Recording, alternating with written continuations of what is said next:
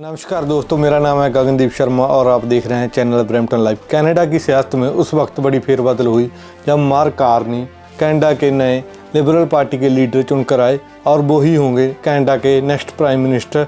Justin Trudeau को क्यों देना पड़ा इस्तीफा, इसके पीछे की क्या है पूरी कहानी, आपको बताएंगे इस रिपोर्ट में। बने रहिए एंड तक। 2013 जब जस्टिन ट्रूडो लिबरल पार्टी के लीडर चुनकर आए तब लिबरल पार्टी हाशिए पे थी।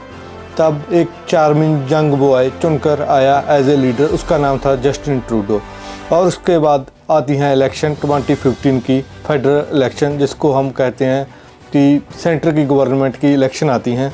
तब वो एक फुल मेजॉरिटी के साथ गवर्नमेंट बनाते हैं। उसके बाद 2019 और 2021 में वो एक माइनॉरिटी गवर्नमेंट को लीड करते हैं। उसके बाद साल आता है 2022 का और महीना आता है मार्च का, जब जस्टिन ट्रूडो की सरकार कुछ बिल पास करने के लिए एनडीपी की मदद लेती है और वो एक बिना कहे अलायंस बना लेते हैं, जिनमें उनको एनडीपी की मदद करनी होगी, यानी कि न्यू डेमोक्रेटिक पार्टी की मदद करनी होगी, जिसको हेड कर रहे हैं जगमीत सिंह।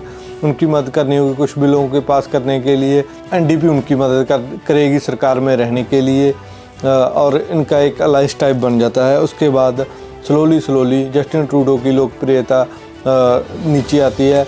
मेजर सेटबैक उनको तब लगता है जब वो टोरंटो सेंट पॉल की सीट हार जाते हैं, वो जो लगातार 1993 से जीतते थे।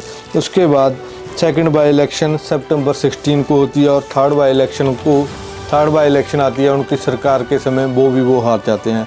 उसके बाद उनको एनडीपी भी ये कहती है कि हम भी आपसे कॉन्फिडेंस वापस ले रहे हैं, परंतु तब कोई बिल वगैरह पेश नहीं हुआ संसद में, इसलिए उनकी सरकार बची रही। उसके बाद अक्टूबर 2024 में एक कॉकस की मीटिंग होती है, जिसमें 24 एमपीज डिमांड करते हैं रेजिग्नेशन जस्टिन ट्रूडो का, क्योंकि वो सब बोल रहे थे कि जस्टिन ट्रूडो की लोकप्रियता लगातार कम हो रही है और ये हमारी जो लिबरल की आइडियोलॉजी है वो है सेंटर, परंतु जो जस्टिन ट्रूडो है वो सेंटर से लेफ़्ट और लेफ़्ट रेडिकल की तरफ जा चुका है। इससे हमारी लोकप्रियता लिबरल पार्टी की भी खतरे में है। हो सकता है हम आने वाली इलेक्शन जो एक साल बाद थी अक्टूबर 2025 में, वो भी ना जीतें।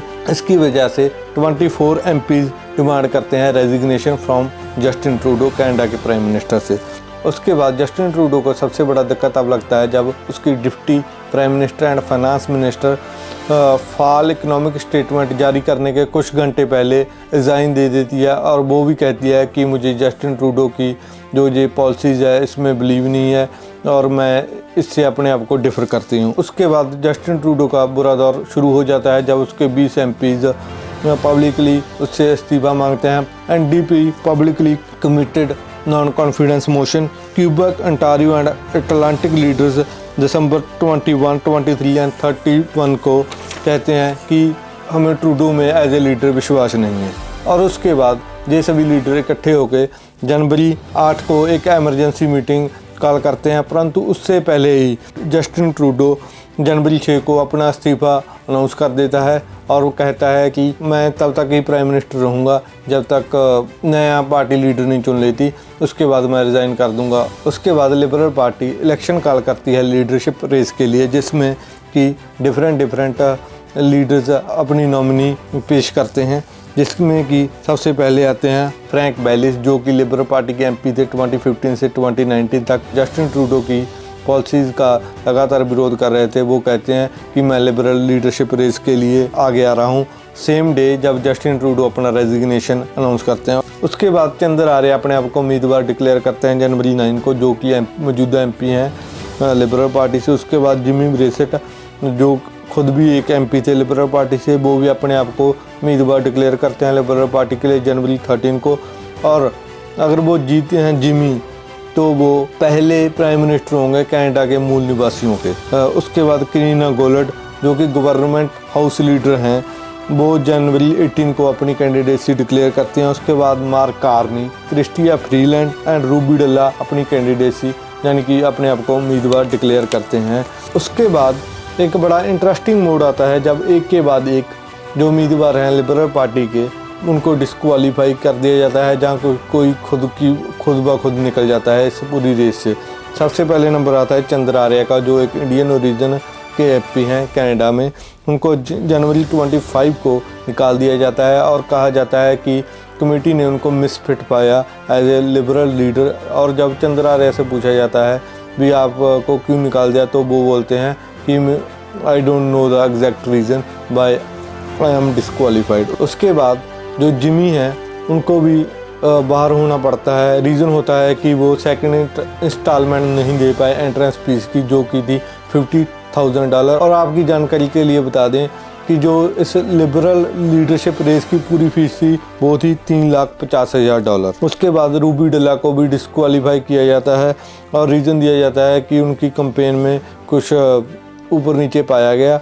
और उसके बाद रूबी डल्ला एक मोशन भी फाइल करते हैं, उस मोशन को भी लिबरल पार्टी वाले डिस्क्वालीफाई कर देते हैं। उसके बाद एक डिबेट होती है फरवरी 24 को और फरवरी 25 को। फरवरी 24 वाली डिबेट फ्रेंच में होती है और 25 वाली इंग्लिश में। फरवरी 24 वाली डिबेट जो फ्रेंच में हुई थी उसमें बाय मिस्टेक मार्क बोलते हैं वी एग्री विद हमास, मतलब कि हम हमास से सहमत हैं, जबकि उनको बोलना था वी एग्री अबाउट हमास।